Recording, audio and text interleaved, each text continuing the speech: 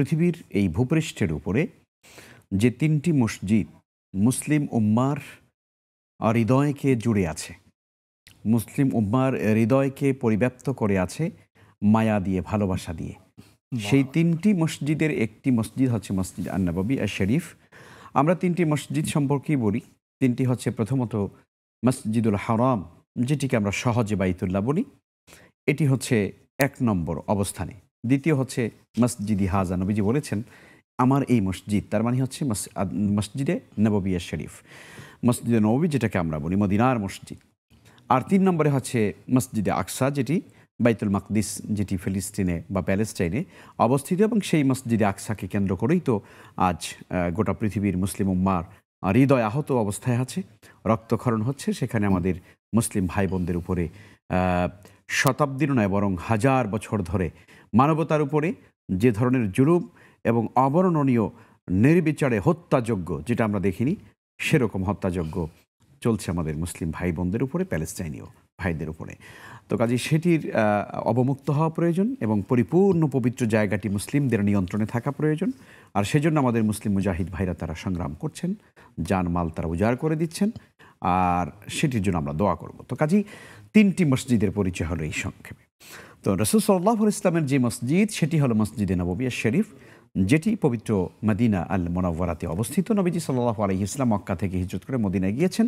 তিনি মদিনাতে মূল শহরে ইয়াসরিব নগরী যেটাকে বলা হয়, এই শহরে ঢুকবার আগে নবীজি প্রথমে তিনি কোবা পল্লীতে কুলসুম ইবনে হেদাম, যার বাড়িতে তিনি অবস্থান করেছিলেন, বনু আমর ইবনে সালেম ইবনে আমর সালেম, বনু সালেম গোত্রে তিনি অবস্থান করেছিলেন। সেই জায়গাতে সর্বপ্রথম তিনি একটি মসজিদ নির্মাণ করেছিলেন। আমরা জানি সেইটা ঐতিহাসিক কোবা মসজিদ, এবং এই মসজিদ থেকে রাসূল সাল্লাল্লাহু আলাইহি ওয়াসাল্লাম প্রথম জুমার খুতবা তিনি দিয়েছেন। আউয়ালুমা আলকা রাসূলুল্লাহ সাল্লাল্লাহু আলাইহি ওয়াসাল্লাম খুতবাতাহু ফি হাযিল মসজিদ, এই মসজিদ থেকে রাসূল সর্বপ্রথম খুতবা দিয়েছেন। তো এরপরে তিনি মদিনার শহরে ঢুকে গেলেন। ঐতিহাসিকরা বলেছেন নবীজি এখানে ৭ দিন অথবা ১৪ দিন বা ২ সপ্তাহের মতো বা কম বেশি হতে পারে, এরকম একটা সময় ছিলেন, এবং এর মধ্যে তিনি মসজিদ তৈরি করে ফেলেছেন। এরপরে তিনি চলে গেলেন মদিনাতে।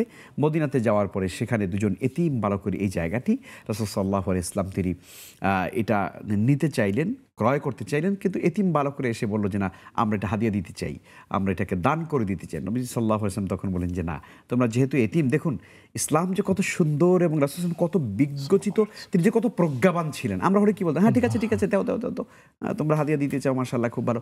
হাদিয়া কেউ দিতে চাইলেও নেওয়া উচিত, দেখা উচিত এই ব্যক্তি হাদিয়া দেওয়ার মতো সামর্থ্য আছে কিনা। দেখুন, দুটো এতিম বালক রাসূলকে মসজিদে নববীর জায়গা ফ্রি দিয়ে দিতে চাইলেন। নবীজি সাল্লাল্লাহু আলাইহি ওয়াসাল্লাম তিনি বলেন না, আমরা এটা নিব না, ফিরে নিব না, যেহেতু তোমরা এতিম, সুতরাং তোমাদেরকে টাকা নিতে হবে, তোমাদেরকে মূল্য নিতে হবে। এবং সেই মূল্য দিয়েই নবী সাল্লাল্লাহু আলাইহি ওয়াসাল্লাম ওই জায়গাটা করে দেন। মূল যে মসজিদ আজকে যেটা বেনা, রাসূল সাল্লাল্লাহু আলাইহি ওয়াসাল্লাম রওজা এবং তার পাশের যে মূল অবস্থানটুকু, এটি ছিল মূল জায়গা। এরপর এক্সটেনশন হতে হতে অনেক লম্বা জায়গা পরবর্তীতে বেড়ে গেছে।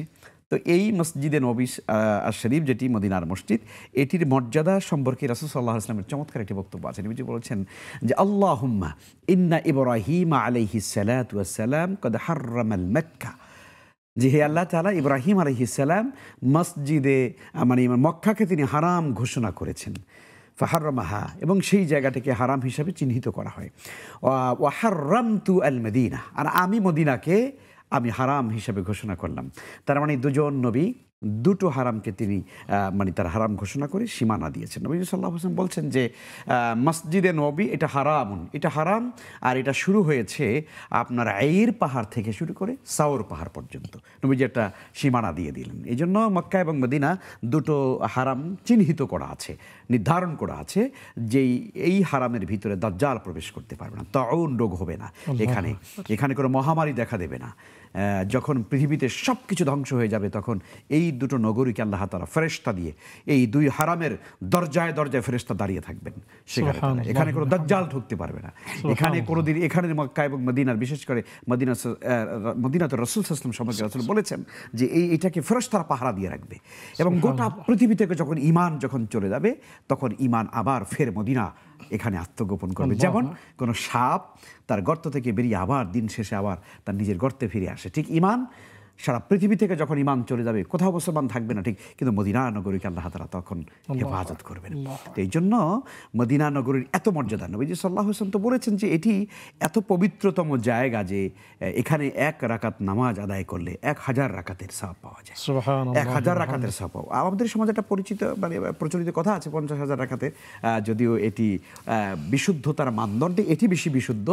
মক্কাতে আদায় করলে 1 লক্ষ রাকাতের সওয়াব হবে। সুবহানাল্লাহ।